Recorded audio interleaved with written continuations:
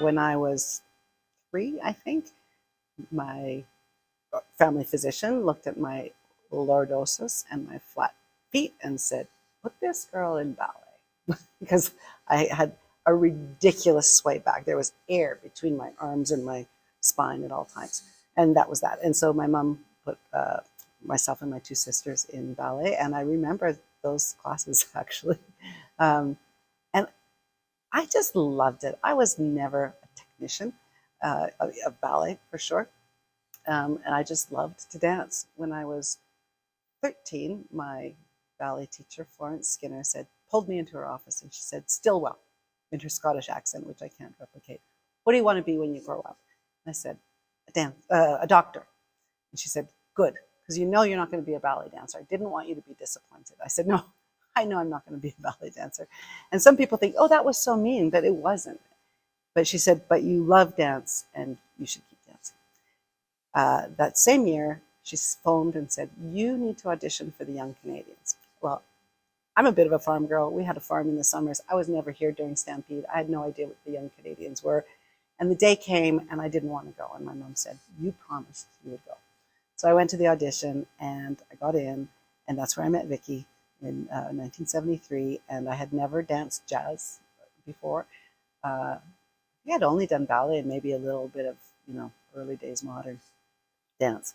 And, for all the reasons DJD works, Vicky's, classes and music spoke to me. I was a very, very keen student, and just loved it. And I just kept dancing. I never, ever wanted to be a dancer.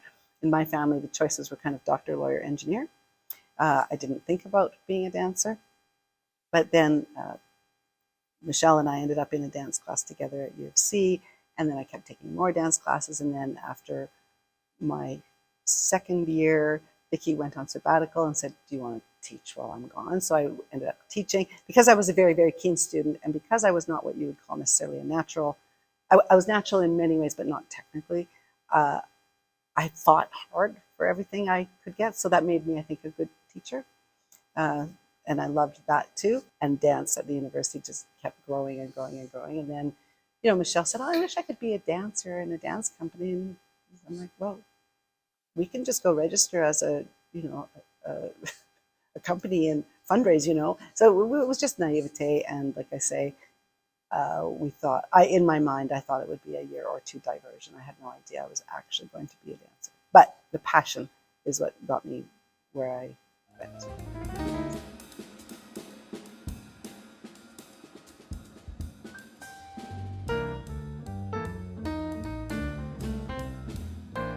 So after a long, I can't remember, maybe at around our 10-year mark, I was thinking, I, I need to have some letters behind my name or something, because I'm sincerely an expert in this field. I need more expertise, but I also need something. So I'm going to go do a master's degree. Well, who can afford a master's degree in the United States? And there was certainly no jazz dance program for a master's in Canada. So, and my brother said to me, "Well, what do you need that for? You're already an artistic director. Like, what better job can you get?" And I thought, yeah, you're right. So I set out on doing my own master's degree. I thought, why don't I follow the African diaspora and follow the evolution of jazz? And so I applied for grants and saved my pennies. And so I went to West Africa first.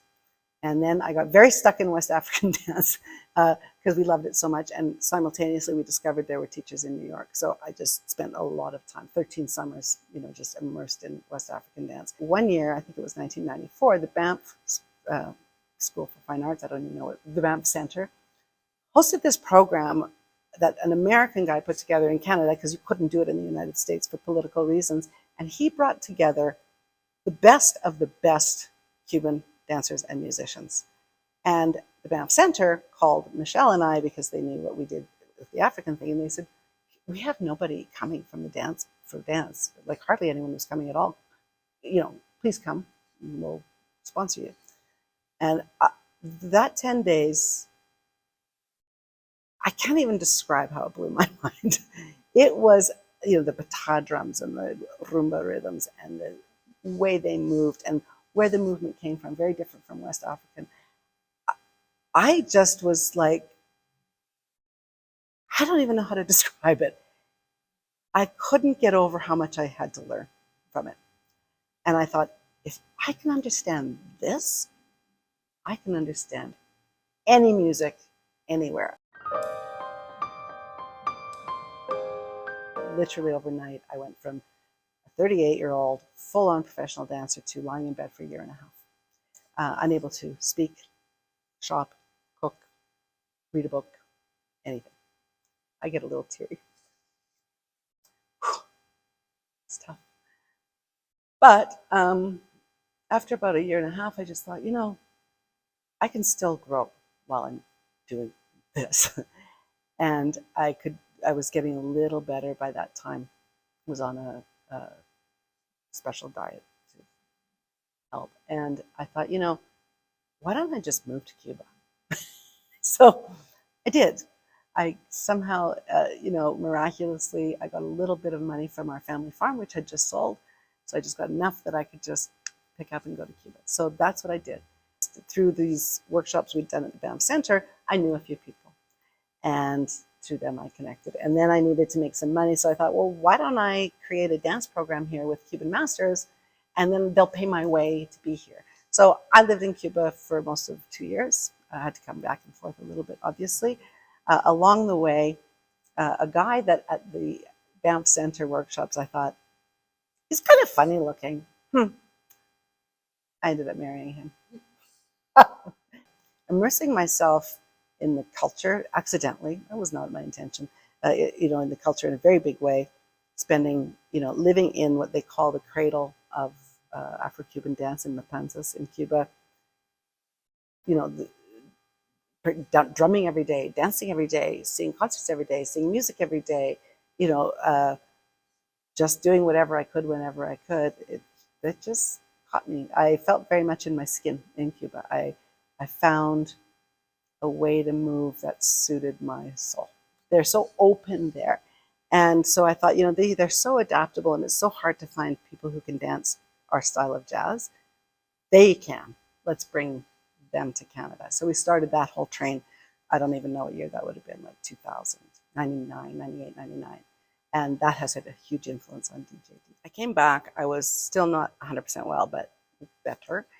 And I was sitting on the riverbank with Kimberly Cooper one day. We were besties. She'd come to Cuba a bunch of times to hang out with me and learn there too. And we were sitting on the riverbank, and we just started talking. And I had ideas, and she said, "Well, why don't you make a show for DJD?" And I said, "Well, partly due to my health." I said, "Will you do it with me?"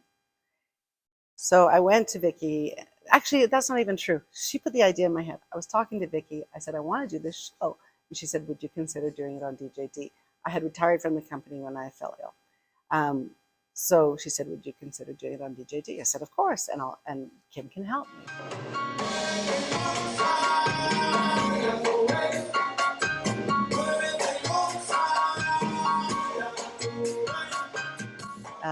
So that's how that all happened. And I just had, while I was in Cuba, all the study of jazz music and dance was still, it was just coming together with what was happening in Cuba. And I like to think sometimes that Cuban dance is like the jazz of Cuba. They're the Spanish roots, the European roots, the indigenous roots, which are kind of lost, but obviously huge West African presence. And the way that those forms combined in Cuba and express themselves is very, very different from how jazz developed in North America, but so related and so the same in so many ways. So it was this thing, I just thought, well, there's this and there's this, and they're the same but different, and what happens if we put them together?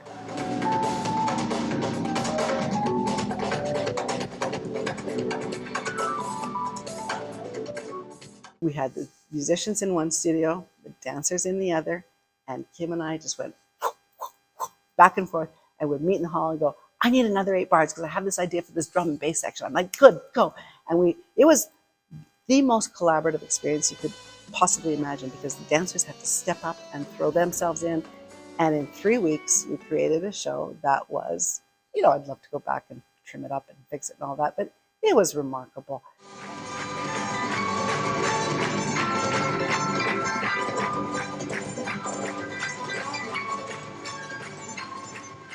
I don't think about it often, what I've done. We were just living our best lives.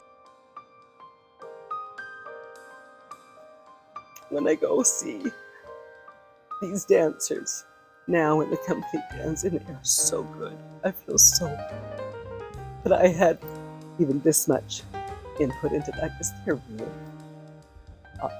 They're just incredible.